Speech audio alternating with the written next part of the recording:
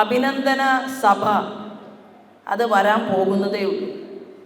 ഈ നടക്കുന്നത് കഴിഞ്ഞ പാർലമെന്റ് തെരഞ്ഞെടുപ്പിൽ നമ്മൾ നടത്തിയിട്ടുള്ള പ്രവർത്തനത്തിൻ്റെ പരിണിതഫലമായി ഏറ്റവും കൂടുതൽ സംഘടനാത്മകമായി ഭാരതീയ ജനതാ പാർട്ടിയുടെ സ്ഥാനാർത്ഥി മുന്നേറ്റം നടത്തിയിട്ടുള്ള ഒരു മണ്ഡലത്തിൽ നമ്മൾ ഒരുമിച്ച് ചേരുന്നു എന്നുള്ളതാണ്.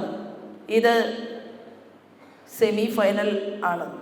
ഫൈനൽ വരാൻ പോകുന്നതേ ഉള്ളൂ. അത് ഗ്രൗണ്ടിലാണ്, ബൂത്തിലാണ്, വാർഡിലാണ്, മുനിസിപ്പാലിറ്റിയിലാണ്. അതാണ് യഥാർത്ഥത്തിലുള്ള അഭിനന്ദൻ സഭ. നമ്മൾ ഒന്നായിട്ടാണ് ഉള്ളത്. സ്ഥാനമാനങ്ങളിൽ വ്യത്യാസമുണ്ടാകും, പക്ഷേ ഏതൊരു വ്യക്തിക്കും പ്രവർത്തന മേഖലയിലുള്ള മണിക്കൂറുകൾ, ആ മണിക്കൂറുകൾ തന്നെയാണ് നിങ്ങൾ ഓരോരുത്തരും വിനിയോഗിച്ചിട്ടുള്ളത്. ഓരോ ബൂത്തിലും ആരൊക്കെയാണ് നമ്മുടെ ബൂത്തിൽ താമര ചിഹ്നത്തിൽ വോട്ട് ചെയ്തത് എന്നത് നമുക്കൊന്ന് കണ്ടുപിടിക്കണം. അത് കണ്ടുപിടിക്കാനായിട്ടുള്ള ഒരു ചെറിയ ടെക്നോളജി ഉണ്ട്. ഞാൻ 9 തവണയായി തെരഞ്ഞെടുപ്പിൽ മത്സരിക്കുന്നു. പലരും കോൺഗ്രസിലെയും മാർക്സിസ്റ്റ് പാർട്ടിയിലെയും ഒക്കെ അറിയുന്ന ആളുകൾ പറയാറുണ്ട്, നിങ്ങളിങ്ങനെ ഇടയ്ക്ക് പുട്ടിൽ തേങ്ങയിടുന്നത് പോലെ 8 തവണ കഴിഞ്ഞു, 9 തവണ കഴിഞ്ഞു എന്ന് പറയണ്ടെന്ന് തമാശയായിട്ട് ചില കോൺഗ്രസിൻ്റെയും മാർക്സിസ്റ്റ് പാർട്ടിയുടെയും ഒക്കെ ആളുകൾ നമ്മളോട് പറയാറുണ്ട്. പക്ഷെ ഞാൻ പറയാൻ ആഗ്രഹിക്കുന്നത്, 8ാമത്തെ തവണ തെരഞ്ഞെടുപ്പിൽ നിന്ന സമയത്ത് കിട്ടിയതിനേക്കാൾ കൂടുതൽ എക്സ്പീരിയൻസ് ആയിരിക്കും 9ാമത്തെ തവണ തെരഞ്ഞെടുപ്പിൽ നിൽക്കുന്ന സമയത്ത് നമുക്ക് കിട്ടുക, അല്ലേ? അപ്പോൾ എങ്ങനെ ഒരു ബൂത്തിൽ, ഒരു വീടിൻ്റെ മുറ്റത്ത് നിങ്ങൾ എന്നെ കൊണ്ടുപോകണം ഓരോ ബൂത്തിലും. അതിന് എന്നാണ് അതെല്ലാം കഴിയുക എന്ന് എനിക്കറിയില്ല.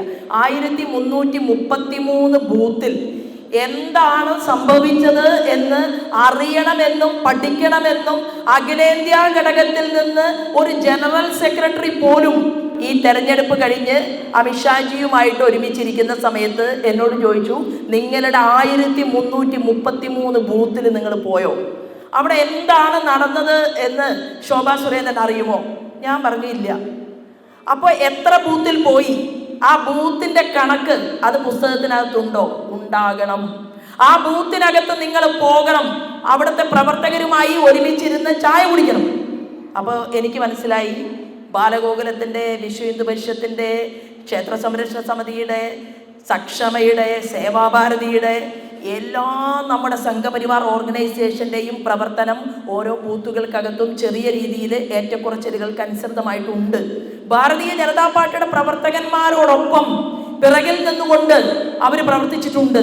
അവരൊരുപക്ഷെ ജനങ്ങളുടെ ഇടയിലേക്ക് അറിയപ്പെട്ടുകൊണ്ട് ബൂത്തിൻ്റെയോ പഞ്ചായത്ത് പ്രസിഡന്റിൻ്റെയോ മണ്ഡലത്തിൻ്റെയോ ജില്ലയുടെയോ സ്റ്റേറ്റിൻ്റെയോ അധികാരികളെ പോലെ അവർ ഒരുപക്ഷെ നമ്മുടെ കൂട്ടത്തിൽ നിന്ന്, അണിയറയിൽ നിന്നുകൊണ്ട്, കർട്ടന് പിറകിൽ നിന്നുകൊണ്ട് പ്രവർത്തിച്ചിട്ടുണ്ട്. ഈ പാർലമെന്റ് മണ്ഡലം എന്ന് പറയുന്നത്, ആലപ്പുഴ ജില്ല എന്ന് പറയുന്നത് ഭീകരവാദികളാൽ വേട്ടയാടപ്പെട്ടവരുടെ ജില്ലയാണ്. ഇവിടെ ഞാൻ മനസ്സിലാക്കുന്നത് 20ലധികം വരുന്ന ഭീകരവാദ സംഘടനകൾക്ക് മെമ്പർമാരെ ഉണ്ടാക്കാൻ സാധിച്ചിട്ടുള്ള ഒരു ജില്ലയാണ് ആലപ്പുഴ പാർലമെന്റ് മണ്ഡലം. ഈ പാർലമെന്റ് മണ്ഡലം എന്ന് പറയുന്നത് അങ്ങനെ ഭീകരവാദ പ്രസ്ഥാനങ്ങൾക്ക് വേരോട്ടമുള്ള ഒരു പ്രദേശത്ത് അതിനെയെല്ലാം അതിജീവിച്ചുകൊണ്ട് കായംകുളം നിയോജക മണ്ഡലത്തെ നിങ്ങൾ വലിയൊരു പോരാട്ടത്തിന്റെ മുന്നണിയിലേക്ക് കൊണ്ടുവന്നിട്ടുണ്ടെങ്കിൽ അതിന്റെ യഥാർത്ഥ അവകാശികളായിട്ടുള്ള നിങ്ങളിവിടെ ഗ്രാമപഞ്ചായത്ത് മെമ്പർമാരും പ്രസിഡന്റുമാരും മുനിസിപ്പാലിറ്റിയുടെ ചെയർമാനും ഒക്കെ ആയിട്ട് നിങ്ങളെ കാണണമെന്ന് എനിക്ക് ആഗ്രഹമുണ്ട്. ഇവിടെ ഇരിക്കുന്ന ആളുകൾക്ക് ആഗ്രഹമുണ്ട്. അതാണ് നമ്മുടെ ഫൈനൽ. ആ ഫൈനൽ കഴിഞ്ഞാൽ നമുക്ക് തീരുമാനിക്കാൻ പറ്റും ഇനി ഏതാണ് മാച്ച്, അവിടെ നമ്മൾ എപ്പോഴാണ് മുൻനിരയിൽ നിൽക്കുക. ഇതെല്ലാം അത് ഇപ്പൊ പറയാറായിട്ടില്ല, സമയം വരുന്നതേ ഉള്ളൂ. അപ്പൊ നമുക്ക് വേണ്ടത് യഥാർത്ഥ അഭിനന്ദന സഭ. അത് നമ്മൾ സാധാരണക്കാർക്കിടയിൽ റോഡിൽ നമ്മൾ ആഘോഷിക്കും എന്ന് ദൃഢപ്രതിജ്ഞ ചെയ്യാൻ വേണ്ടിയിട്ടാണ് നമ്മൾ ഈ തെരഞ്ഞെടുപ്പിന്റെ ഒരു നന്ദി സൂചകമായിട്ടുള്ള കൂടിച്ചേരൽ എന്നുള്ള രീതിയിൽ ഇവിടെ ഇരിക്കുന്നത്.